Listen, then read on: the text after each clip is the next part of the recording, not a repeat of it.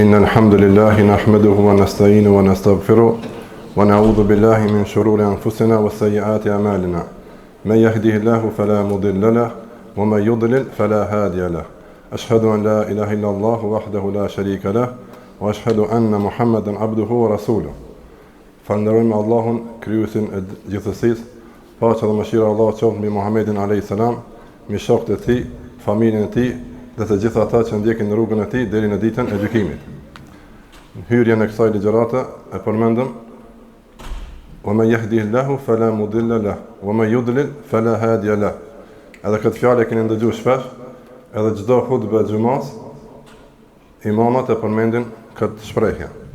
E kjo është hadith ku pejgamberi sallallahu thot se atë që Allahu e udhëzon, s'ka kush që e humb, edhe atë që Allahu e humb, s'ka kush që e udhëzon.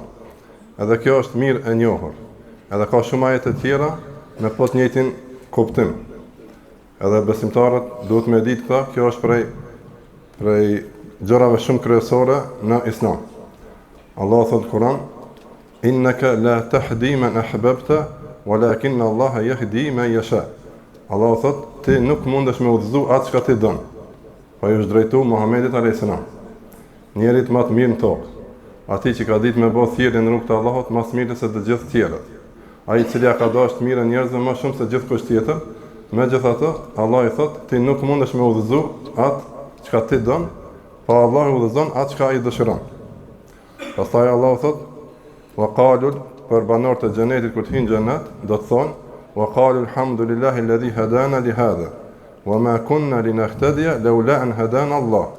Ata banorët e xhenetit do të thonë: "Alhamdulillah, falënderimi i takon Allahut, i cili na udhëzoi në këtë. Sikur Allahu mos na udhëzoike, ne nuk do të mundshim me gjetë udhëzim." Pra kjo është diçka shumë e rëndësishme. Udhëzimi pra është në dorë të Allahut edhe nuk është në dorë të askujt tjetër. Nuk është e lidhur me afërsi familjare, as me afërsi kombëtare, as me dëshirën e pejgamberëve që njerëzit udhëzohen. As nuk është e lidhur me pasuri, pra me qenë i pasur, me qenë i udhëzuar. Bile as nuk është i lidhur me dituri, me pas shumë dituri informata e me qenë i udhëzuar. Nuk është i lidhur as me vendin ku jeton. Nuk ka vend që nëse jeton të ai vendi i udhëzuar, nëse nuk je i udhëzuar. As nuk është i lidhur me dëshirën e madhe të pejgamberëve dhe me sakrificën e tyre, me thirrjen e gjatë të tyre, edhe me vite ndoshta, nuk është e lidhur, po është e lidhur thjesht me atë se Allahu nëse don e udhëzon, edhe nëse nuk don, nuk e udhëzon. Pse është kjo me rëndësi me ditë, për me kuptuar që na nëse ndjejmë dhe besojmë, edhe dimë që Allah na ka udhëzuar, me ditë këtë vlerë të madhe. Kjo është vlerë shumë e madhe. Pra, nëse ti e sheh veten që Allah të ka udhëzuar në atë çka Allah kërkon në Kur'an dhe Sunet, duhesh me falendëruar Allahun shumë, tepër shumë.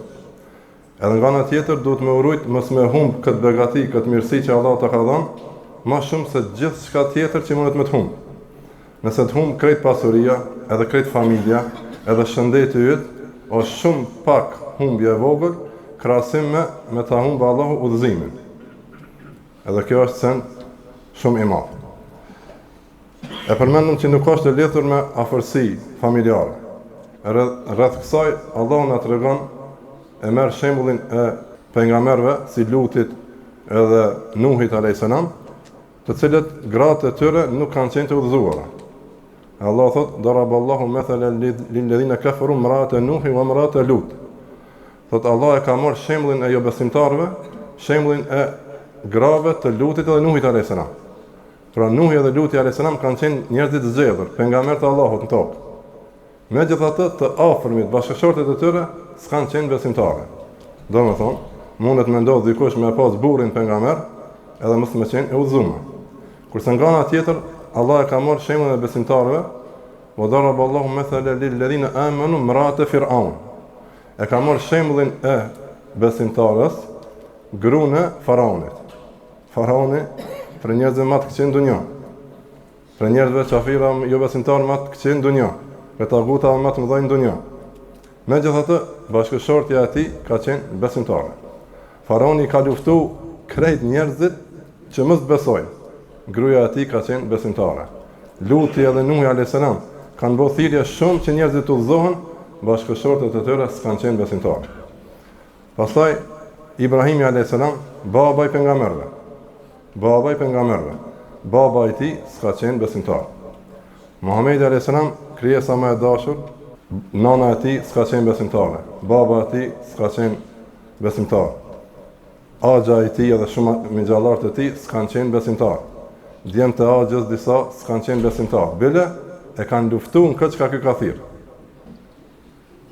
E kështu me radhë, domethënë ka shembuj të shumë të pejgamberëve të cilët nuk i kanë pas të afërm të tyre besimtar. Pra udhëzimi nuk është me diçka e lidhur me afërsi. Pastaj nuk është e lidhur me dëshirën e madhe të pejgamberit ndaj dikujt. Muhamedi a.s. e ka dashur Axhën e tij Ebu Talibin shumë.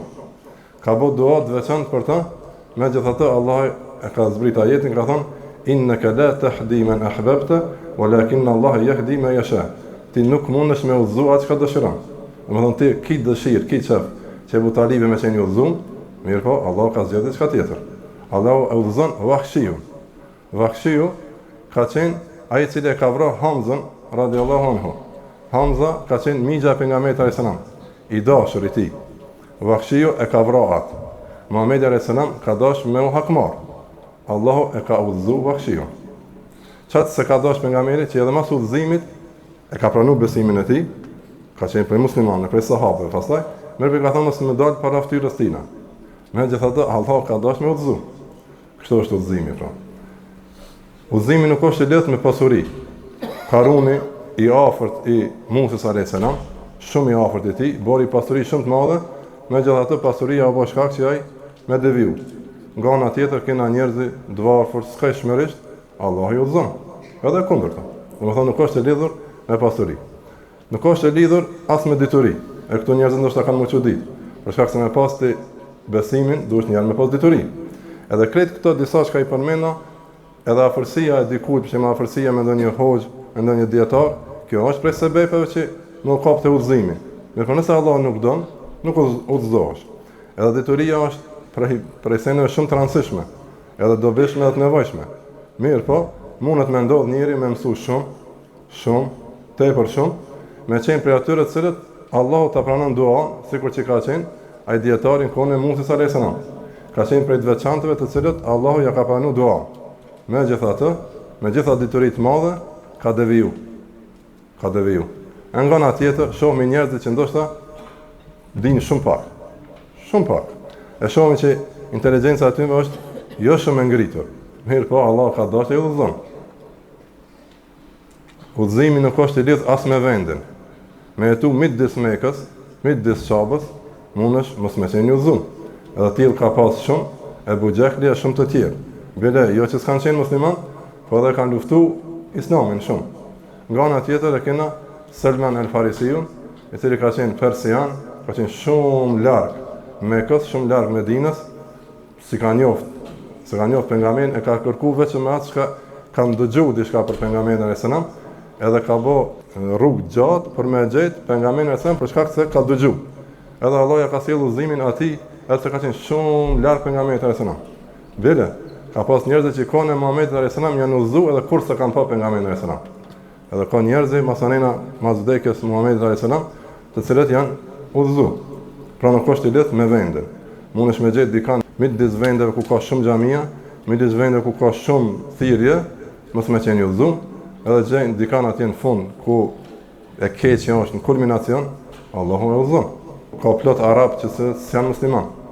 Edhe ka plot francez të cilët janë musliman. Ka plot amerikanë, britanesë dhe të tjerë të cilët janë musliman. Edhe ka ndoshta familjet pejgamberit alayhis salam të cilët nuk janë të udhëzuar. Gjithashtu udhëzimi nuk është i lidhur me ata se sa shumë thirrsat sakrifikojnë në thirrje. Nuhi alayhis salam ka thirr 950 vjet. Ka thirr shumë. Përmend surën Nuh Allahu, ku Nuhi alayhis salam thotë: "Qala rabbi inni da'utu qaumi layla wa nahara." Ka thënë Nuhi alayhis salam: "O Zot, unë kam thirr popullin tim ditën e natën." Domethënë pa ndërprerje. E ka thirr fshehtazi edhe ka thirr haptazi. Domethënë i ka përdorur gjitha metodat e thirrjes. Edhe jo një ditë, 2 ditë, po shumë vite. Megjithatë, shumë pak kanë qenë të udhëzuar. Si përmbledhje e kësaj, me ditë vlerën e madhe të kësaj. Nëse na e shohim që Allah na udhëzon edhe lutim Allahun që Allah më na dhon udhëzimin, me mundu me kultivu ata, me rujt, shumë me rujt. Do është me thonë si sytë e ballit, po jo si sytë e ballit. Më shumë se kaq. Do me thonë nuk ka diçka më shumë më të madhe se kjo që duhet me e rujt, me pas kujdes që mos me bë gjana të cilat e dobësojnë këta. Për shkak se imani i njeriu, besimi forcohet edhe dobësohet.